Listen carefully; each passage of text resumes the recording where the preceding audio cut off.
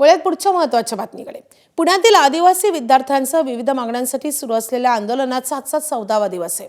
काल सरकारने आदिवासी विकास विभागांतर्गत येणाऱ्या शासकीय वसतिगृहांमध्ये प्रवेशासाठी लागू करण्यात आलेली 30 वर्षांची वयोमर्यादा रद्द करण्याची घोषणा केली आहे। मात्र इतर मागण्यांसाठी आंदोलन सुरूच ठेवण्याचा निर्णय विद्यार्थ्यांनी घेतलाय।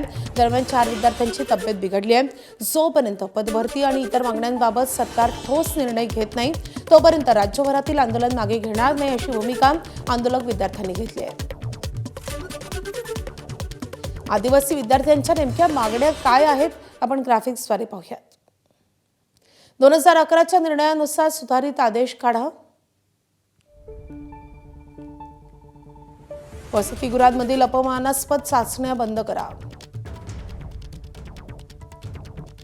सर्पदंशामुळे मृत्यू झालेल्यांच्या कुटुंबियांना नुकसान भरपाई द्या। आदिवासी विद्यार्थ्यांना 1 कोटीचं विमा संरक्षण द्या। महागाईनुसार भत्त्यामध्ये वाढ करा। एकलव्य मॉडेल प्रमाणे आश्रमशाळा वसतिगृहांमध्ये सुविधा द्या। 12,500 रिक्त पद तातडीने भरा। बोगस जात प्रमाणपत्र धारकांवर कारवाई करा। आश्रमशाळांमधल्या सेंट्रल किचन पद्धत बंद करा। पुण्यात विद्यार्थिनींसाठी नवं मध्यवर्ती वसतिगृह उभारा। या सगळ्या मागण्यांसाठी आदिवासी विद्यार्थी आक्रमक झालेत। आणखी एक मोठी बातमी येते। सरकारने पालकमंत्र्यांचे पंख छाटलेले आहेत। जिल्हा विकास निधीवर आता 70% नियंत्रण आमदारांचं असेल। पालकमंत्र्यांचं विकास निधीवर 30% नियंत्रण असणार आहे। जिल्हा नियोजन समित्यांसंबंधी हा मोठा निर्णय घेण्यात आलाय। आतापर्यंत फक्त पालकमंत्रीच जिल्हा विकास निधी ठरवत होते। पालकमंत्र्यांच्या 30% निधीचं महायुतीच्या 3 पक्षात समान वाटप केलं जाईल। महायुतीच्या समन्वय समितीच्या बैठकीत हा निर्णय झाल्याची माहिती आहे। त्यामुळे पालकमंत्र्यांचे पंख छाटण्यात आलेले आहेत। त्यांच्यासाठी किंवा त्यांच्या अधिकारात आता केवळ 30%च निधी राहील आणि तो निधी पालकमंत्र्यांना महायुतीच्या 3 पक्षात समान वाटप केला जाईल आणि त्यामुळे पालकमंत्र्यांच्या अधिकारामध्ये आता मोठी घट झालेली आहे किंवा त्यांचे अधिकार काहीसे कमी करण्यात आले कारण त्यांच्या अधिपत्याखाली आता केवळ 30%च निधी असणार आहे। माननीय पालकमंत्र्यांना आता आम्ही संपूर्ण निधी वाटपाचा फॉर्म्युला दिला आहे। 70% निधी हा त्या भागातल्या सर्व विधिमंडळ सदस्यांना हा जाणार आहे। 30% निधी हा पालकमंत्री यांना अधिकार असणार आहे। 30% निधीमध्ये पालकमंत्री त्या ठिकाणी सर्वांना त्या ठिकाणी समन्वय करून तो वाटप करणार आहे आणि त्यामुळं आता कुठलाही सर्व जिल्ह्याला पालकमंत्री असल्यामुळं कुठे आता त्या ठिकाणी स्कोप नाही। सर्वांनाच त्या ठिकाणी एका लाईनने निर्देश दिलेले आहेत। त्या लाईनवरच आमचे पालकमंत्री आणि आमचे आमदार काम करणार आहेत। एबीपी माझाच्या बातमीवर अखेर शिक्कामोर्तब झाले। मंत्रालयातील क्रीम पोस्टिंग आणि मलाईदार पदांवर वर्षानुवर्षे कब्जा मिळून बसलेल्या अधिकाऱ्यांची मक्तेदारी मोडून काढण्यासाठी राज्य सरकारने अखेर मोठा हातोडा चालवलाय। उसनवारी आणि प्रतिनियुक्तीचं कारण सांगत मंत्रालयात आणि मंत्र्यांच्या आस्थापनेवर ठाण मांडून बसलेल्या 314 अधिकाऱ्यांना शासनाने मोठा धक्का देत थेट गो बॅकचा आदेश दिलाय।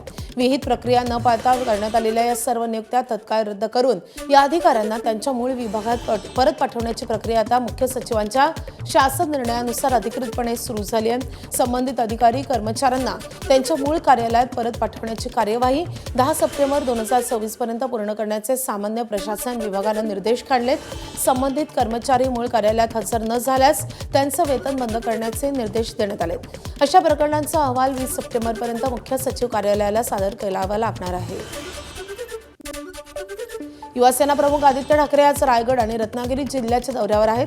गणेशोत्सवापूर्वी कोकणवासियांसाठी महामार्ग सुस्थितीत व्हावा यासाठी अनेक नेत्यांनी महामार्गाची पाहणी केली आहे। त्यानंतर आज आदित्य ठाकरे देखील पाहणी दौरा करणार आहेत।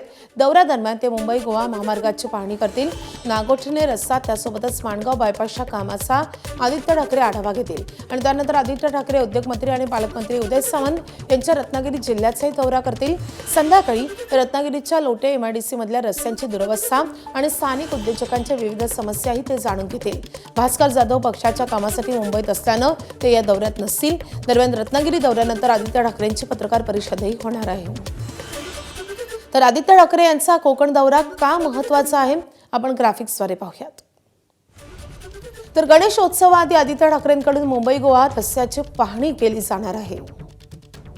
कोकणवासियांच्या समस्या ते जाणून घेतील आणि स्थानिक मुद्दे उचलतील. एकेकाळी शिवसेनेचा बालेकिल्ला असलेल्या कोकणात ठाकरेंनी आता विशेष लक्ष द्यायला सुरुवात केली आहे. पुन्हा एकदा संघटना मजबूत करण्यासाठी कोकणातील समस्या जाणून घेतल्या जातील.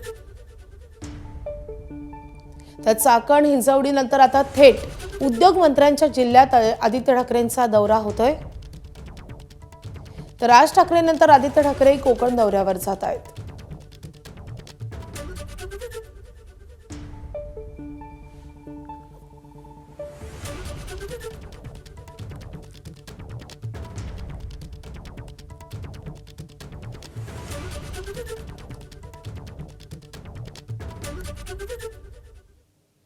आणखी एक महत्त्वाची बातमी आहे.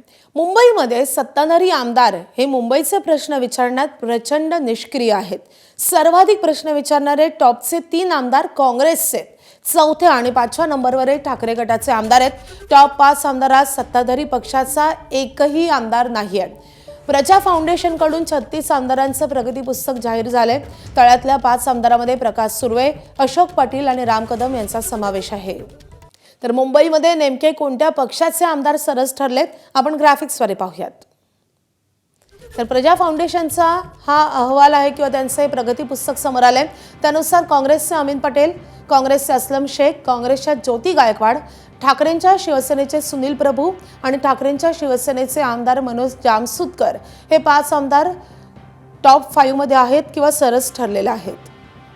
तर तळातले 5 आमदार कोण आहेत? शिवसेनेचे प्रकाश सुर्वे, शिवसेनेचे अशोक पाटील, भाजपचे राम कदम, शिवसेनेचे दिलीप लांडे आणि भाजपचे कालिदास कोळंबकर. मालेगाव महापालिकेच्या उपमहापौर दालनात पुन्हा एकदा टिपू सुलतानचा फोटो लावण्यात आल्यानं शहरातील राजकीय वातावरण तापण्याची शक्यता आहे. उपमहापौर शाने हिंद यांच्या नूतनीकरण केलेल्या कार्यालयात त्यांनी प्रवेश केलाय. यावेळी छत्रपती शिवाजी महाराज, डॉक्टर बाबासाहेब आंबेडकर यांच्यासह इतर महापुरुषांच्या छायाचित्रांसोबतच टिपू सुलतान यांचा फोटोही लावण्यात आलाय. उपमहापौर शाने हिंद यांच्या दालनाच्या नूतनीकरणाचं काम काही दिवसांपासून सुरू होतं. नूतनीकरणानंतर कार्यालयात टिपू सुलतान यांचा फोटो लावणार असल्याचं शाने हिंद यांनी यापूर्वी स्पष्ट केलं होतं. त्यानुसार नूतनीकरण पूर्ण झाल्यानंतर दालनात टिपू सुलतान यांचाही फोटो लावण्यात आलाय आणि यामुळे वादाला तोंड फुटण्याची शक्यता आहे. जिस वक्त हमने मेयर साहबा ने और मैंने चार्ज लिया था उस वक्त अंडर कंस्ट्रक्शन थी. तो जो तस्वीर आप टिपू सुल्तान साहब की तस्वीर बोल रहे हैं वो लगाई गई थी और उस पर जो विवाद ये हुआ कि वो हटा दी गई, वो हटाई नहीं गई थी, अंडर कंस्ट्रक्शन थी. और वो होने के बाद जो हमारी बात थी कि हम दोबारा तस्वीर लगाएंगे वो हमने लगाई. पूरा हिंदुस्तान जो है वो संविधान पे चलता है. आज हिंदुस्तान का हर शहरी का यकीन जो है वो संविधान पे है. उस संविधान की बुक में इजाज़त है कि टिपू सुल्तान साहब की शहादत आज़ादी के लिए हुई, तो उसमें उनकी शहादत की कद्र करने के लिए उनका फ़ोटो लगाया गया. तर मंत्री दादा भुसेंनी या सगळ्या प्रकरणी काय प्रतिक्रिया दिली आहे तेही पाहूयात.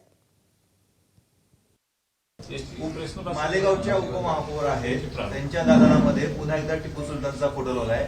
छत्रपती शिवाजी महाराज, बाबासाहेब आंबेडकर यांच्या जोडीला टिपू सुलतानचा फोटो लावलाय. मागे काढला होता, परत वादळ फुटला आणि पुन्हा एकदा त्यांनी फोटो लावलाय. मी तात्काळ माहिती घेईल आणि तसं जर त्यांनी केलेलं असेल तर त्यांना फोटो काढण्याच्या संदर्भात सूचना करेन. पुण्यामध्ये चाकण MIDC नंतर आता हिंजवडीमधल्या IT अभियंते आणि स्थानिक रहिवासी आक्रमक झालेत. 800 कंपन्या आणि लाखो IT अभियंता मिळून 30,000 कोटींचा कर भरूनही हिंजवडीमध्ये मूलभूत सुविधांचा अभाव आहे. वाहतूक कोंडी आणि खड्ड्यांमुळे इथले 5 लाख IT अभियंते अक्षरशः हैराण झालेत. चाकण MIDCच्या प्रश्नांसाठी सरकार जशी जागी झाली आहे तशीच हिंजवडीच्या बाबतीत सरकारला जाग काय येत नाही असा सवाल करत येत्या 6 सप्टेंबरला IT अभियंत्यांनी आंदोलनाचा इशारा दिलाय. रस्त्यांच्या रस्त्यांची दुरवस्था, पाण्याची समस्या, स्ट्रीट लाईटचा अभाव, अरुंद रस्त्यांमुळे होणारी वाहतूक कोंडी अशा अनेक समस्यांनी हिंजवडीकर त्रस्त झालेत। या समस्यांबाबत वारंवार पाठपुरावा करूनही प्रशासन आणि सरकारकडून दुर्लक्ष होत असल्याचा आरोपही करण्यात आला आहे। हा देवेंद्र फडणवीस यांचा ड्रीम प्रोजेक्ट मानला जात होता। हा 9 वर्षामध्ये याचं जागा ॲक्विजिशन पण झालेलं नाही रोड वगैरेचं, आणि याच्यामध्ये फार मोठा रोड नाही, 18 किलोमीटरचा रोड आहे। त्याच्यानंतर समृद्धी महामार्ग बनवला गेला, सगळे मिसिंग लिंक बनवले गेले 2, एक साताऱ्याचा एक लोणावळ्याचा, पण 18 किलोमीटरचा रोड होत नाही आपल्याच्यानी। म्हणजे हे आपण कोण याची रिस्पॉन्सिबिलिटी घेते 9 वर्षात हेच कळायला तयार नाही आहे। रस्ते सोडून जर आपण मुख्यतः बघितलं तर इथली ट्रॅफिक समस्या हिंजेवाडीतली, जे तुम्ही मॅरेटपासून येता फेज 1पासून तो रस्ता पूर्ण जाम असतो। सकाळी राधा चौकचा जर रस्ता तुम्ही बघितला बानेर म्हाळुंगे ह्या रोडचा, तर तो रस्ताही जाम असतो। ते सोडून जर तुम्ही उन्हाळ्यातल्या थोड्या भागात गेलात उन्हाळ्यामध्ये, तर त्या भागात आपल्याला लक्षात येतं की पाण्याची समस्या खूप भेडसावते तिथं। अभी तक गवर्नमेंट को ये नहीं लग रहा है कि हिंजेवाड़ी में भी सेम इश्यूज आ सकते हैं, क्योंकि अभी नए कंपनीज तो कोई ज़्यादा आ नहीं रहे हैं, जो हैं वो भी शायद चले जाएंगे, because daily as a commuter to the office also मुझे डेली फ्रस्ट्रेशन होता है रोड पे। आता सुद्धा आम्हाला त्यांनी एक ग्रुप बनवून दिला आहे, ज्यामध्ये आम्ही पॉटहोल्स टाकलं तर ते फिक्स करून देतात किंवा बाकीच्या जे छोट्या गोष्टी ते करून देतात। पण एखादा नवीन रस्ता आहे, प्रपोज रस्ता आहे, ते करण्यासाठी आम्हाला तिथं CM साहेबच लागणार आहेत, कारण का शेतकऱ्यांबरोबर तो विषय कलेक्टर साहेबांनी हाताळला पाहिजे, जागा देऊन मार्गी लागली पाहिजे, किंवा PWD मिनिस्टर पाहिजेत किंवा MIDCचे मिनिस्टर पाहिजेत। आता MIDCच्या मिनिस्टरना आम्ही 2-3 वेळा रिक्वेस्ट केली तरीसुद्धा त्यांची व्हिजिट होत नाही। तुम्ही ज्यावेळी चाकणला येता तुम्हाला माहिती नाही पुण्यामध्ये अजून कुठल्या इंडस्ट्रियल झोन्स आहेत, काय आहेत, तुम्ही अजूनही हिंजवडी IT पार्कला येत नाही।